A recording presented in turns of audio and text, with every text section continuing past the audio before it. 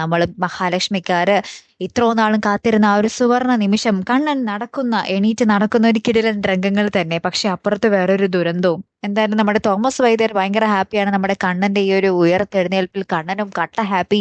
അപ്പൊ കണ്ണൻ പറയുകയാണ്, ഇങ്ങനെ നടന്ന് തന്നെ ഞാൻ മഹാലക്ഷ്മിക്ക് മുന്നിലേക്ക് ചെല്ലണം, അവള് കണ്ട് ഞെട്ടണം എന്ന് പറയണം. അങ്ങനെ തന്നെ നമ്മുടെ തോമസ് വൈദ്യരുടെ കയ്യും പിടിച്ച് നമ്മുടെ കണ്ണൻ മഹാലക്ഷ്മിയുടെ മുറിയിലേക്ക് നടന്നു പോവുകയാണ്, അവിടെ മഹാലക്ഷ്മി ഇല്ലെന്നറിയാതെ. അങ്ങനെ മഹാലക്ഷ്മി അവിടെ ചെല്ലുമ്പോഴായിരിക്കും മഹാലക്ഷ്മി ആരെങ്കിലും തട്ടിക്കൊണ്ടുപോയ കാര്യം നമ്മുടെ കണ്ണൻ അറിയാൻ പോകുന്നത് തന്നെ.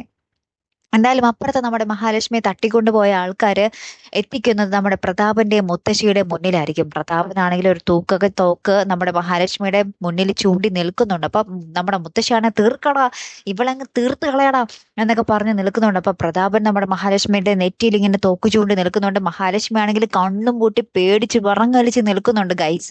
ഇനി അവിടെ എന്തായിരിക്കും സംഭവിക്കാൻ പോകുന്നത്? ആരെങ്കിലും ഒക്കെ രക്ഷിക്കാൻ വരുമായിരിക്കും. അതാരായിരിക്കും? അല്ലെങ്കിൽ നമ്മുടെ ഗുരുവായൂരപ്പൻ തന്നെ നേരിട്ട് അവതരിക്കുമോ എന്നുള്ളതും കണ്ടു തന്നെ അറിയണം. കാത്തിരുന്ന് തന്നെ കാണാട്ടോ. അടുത്ത ഒരു വീഡിയോ വരുന്നത് വരയ്ക്കും. Good bye.